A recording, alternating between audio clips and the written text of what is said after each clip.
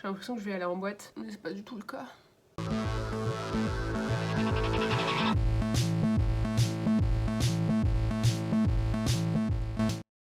Hello la youtubosphère, j'espère que vous allez bien, moi je vais bien, rien de fou quoi, mais normal. Aujourd'hui est un grand jour, je suis pressée de partager ça avec vous. Je vais faire une vidéo sur un produit qui n'est pas sorti il y a plus d'1 an, qui vient de sortir, c'est fou. Je suis moi-même choquée de ce que je suis en train de vous proposer. Au sommaire aujourd'hui, dans un premier temps, je vais vous présenter la personne de Huda Kattan, qui est la créatrice de la marque. C'est toujours intéressant d'avoir des infos sur la personne qui crée une marque de cosmétiques. Et quoi ensuite ? Ah oui, enfin, présentation de la palette également, et je vous expliquerai comment j'ai réalisé ce maquillage de Maléfique. Vous pourrez jeter des sorts à qui vous voudrez, y a pas de souci, au moins vous aurez le style. Avec un petit tuto des familles comme on aime. Et puis pour finir, je vous donnerai mon avis avec ce que j'ai préf et pas préf. C'est très français, on adore. So here we go. Alors, Huda Kattan, en quelques mots, c'est assez simple. C'est une influenceuse, entrepreneur irako-américaine, 37 ans, mariée, une enfant, née dans le Tennessee et fortune personnelle estimée à plus de 600 millions de dollars. Je vous laisse méditer là-dessus. Elle est connue à ses débuts du fait de ses deux autres sœurs, Alia et Mona, qui sont, je veux pas être méchante, mais un peu des copier-coller quoi, genre tu la prends, tu la photocopies en 3 fois, c'est un peu ça, c'est comme les Kardashians. Après j'adore, hein, moi les Kardashians et tout, je kiffe grave, mais ça reste quand même... Donc c'est clairement le trio Kardashian des Émirats. Elle vit actuellement entre Dubaï et LA. C'est un empire clairement dans le monde de la cosmétique qui est estimé à 1,4 milliard de dollars. Donc sa marque est élue la plus influente en 2019. À ses débuts, donc elle fait une courte carrière dans les finances avant de se tourner vers ses premiers amours qui sont le maquillage en créant sa première chaîne YouTube. Faut vous imaginer qu'à l'époque on est en 2010, donc c'est quand même les prémices de YouTube. On va dire qu'il n'y a pas autant d'influenceuses, de youtubeuses beauté qu'aujourd'hui. Voilà, faut que j'arrête de dire voilà. Elle fonctionne du tonnerre, elle a plus de 6 millions d'abonnés, donc forte de son expérience sur les réseaux sociaux, elle va créer sa propre marque de maquillage. Comme je vous le dis, c'est les prémices de YouTube, mais c'est aussi l'une des premières à lancer sa marque de cosmétiques en tant qu'influenceuse. Il y en avait pas, enfin c'était pas une tendance comme aujourd'hui où toutes les influenceuses machin lancent leur marque de cosmétiques. C'est vraiment l'une des premières à le lancer, avant-gardiste de fou quoi. Elle lance une gamme de fossiles qui va faire un tabac clairement. C'est une gamme qui est portée par les plus grandes de ce monde, comme Kim Kardashian qui va lui donner beaucoup de visibilité à ce niveau-là. Depuis ce moment-là, elle ne cesse d'élargir sa gamme en proposant la panoplie complète pour se maquiller. Et depuis 2018, Huda Beauty a créé une autre marque qui s'appelle Kayali, qui est une marque de parfumerie, donc avec une gamme de parfums. Qui est également un succès. Tout ce qu'elle touche devient de l'or. On adore. Marion parolière un jour. Donc je vous ai dépeint un peu la vie de la businesswoman qui est Huda Beauty. En ce moment, faut savoir qu'elle est grave dans un mood self-love, s'accepter comme on est, s'auto-kiffer quoi. Je trouvais le message grave cool personnellement, parce qu'en ce moment le self-love c'est un peu compliqué. Je vous avoue que je mange des quantités aussi astronomiques que l'oncle Rouget au repas de famille. Donc je me suis dit ouais vas-y go, on va voir si cette palette va vraiment me faire cet effet. Je vais sortir de cette vidéo en me disant putain t'es génial, même si dans mes sondages Facebook beaucoup ont préféré la nude. Mesdames, messieurs, faut prendre des risques dans la vie. Voilà, pas toujours rester dans les couleurs neutres, faut y aller, hein. On s'en bat les steaks hein, des gens qui nous matent bêtes parce qu'on est maquillés comme le 31 décembre alors qu'on fait nos courses à grands frais, ok? Je l'ai commandé pour mon anniversaire et je l'ai reçu. On dirait une enfant. C'est trop ça. On dirait que j'ai reçu un gros gâteau. Je suis trop contente.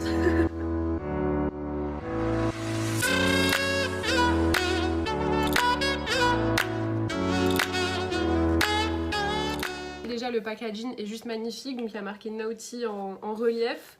Voilà, derrière il y a toujours l'explication des différents fards. Quand on l'ouvre, il y a toujours ce très grand miroir qui est sale.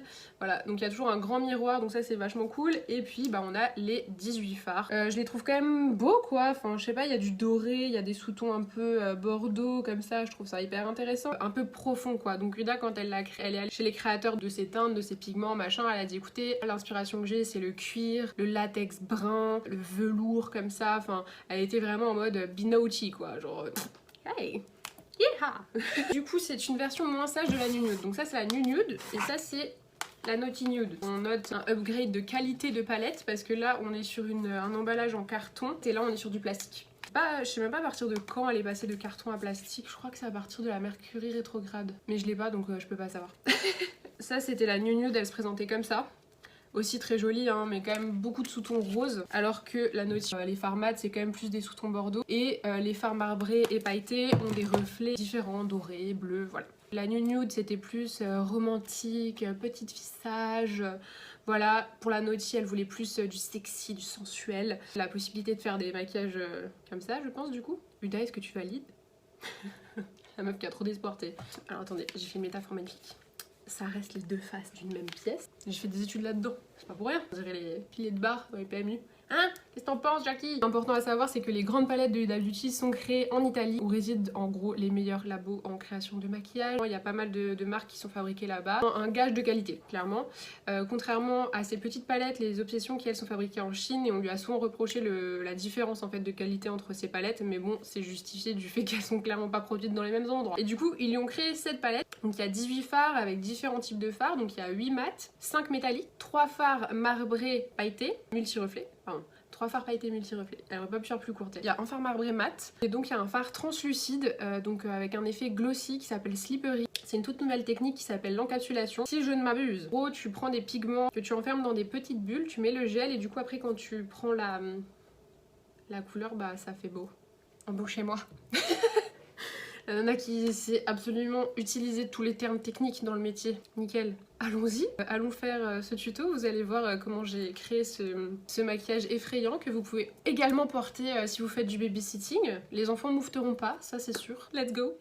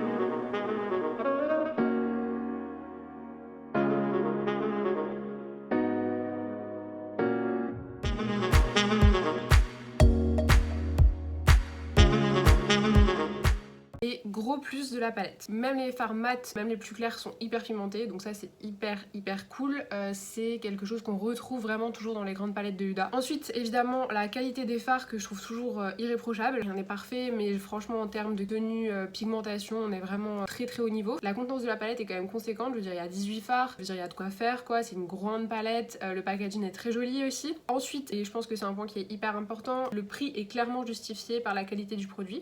Donc j'aurais peut-être même dû le mettre en premier. Et en plus ce sont des teintes adaptables à toutes les occasions. Donc je voulais pas trop montrer avec mon maquillage parce qu'on va pas sortir maquillée comme ça, comme un camion volé tous les jours. Mais voilà, j'ai fait un maquillage de soirée, presque Halloween d'ailleurs. Mais on peut aussi faire des teintes, des maquillages beaucoup plus classiques. Par contre, je trouve Point négatif, c'est que les fards métalliques, je trouve qu'ils sont pas du tout similaires en termes d'application. Pas ceux que j'aime moins en termes de couleur, hein, pas du tout, c'est juste qu'en termes d'application, je les trouve beaucoup moins faciles et en fait ils sont pas, comment on dit, ils sont irréguliers. En fait, l'application reste irrégulière en fonction des fards. Et ils chutent pas mal lorsqu'ils sont impliqués. Oui, ils chutent pas mal lorsqu'ils sont appliqués au pinceau. Ensuite, j'aurais aimé qu'il y ait une différence quand même plus prononcée avec la Nude Nude. Et dernier point, le fard slippery, donc le fard gel encapsulation. Donc c'était celui par lequel j'étais le plus emballée quand la palette est sortie. Et au final, je suis un peu mitigée parce que l'application, il est pas... Bah, il n'y a pas ce vrai effet glossy quoi, je trouve ça hyper dommage, enfin j'aurais limite voulu qu'elle joue le jeu à fond. Après c'est vrai qu'un fard glossy ça doit être hyper difficile à réaliser pour que ça colle pas, pour que ça rentre pas dans les plis etc, mais si t'as à faire un fard glossy autant le faire à fond. L'intention est hyper stylée, voilà, une nouvelle technologie, nouvelle texture, c'est vraiment cool, elle innove vraiment tout le temps. Elle va pas se limiter à nous offrir des fards mat et des fards pailletés, elle nous fait du crémeux et du duochrome, du mat, du pailleté oui, mais du marbré, franchement on dirait une pâtisserie. Le fard gloss encapsulation, donc on met un bon point pour l'intention. Well, cette vidéo est donc terminée. J'espère que les arguments et les informations que je vous ai partagées sont nouvelles et que vous avez appris des choses. Si vous avez kiffé, un pouce bleu, un commentaire et on fait sonner la cloche. See you!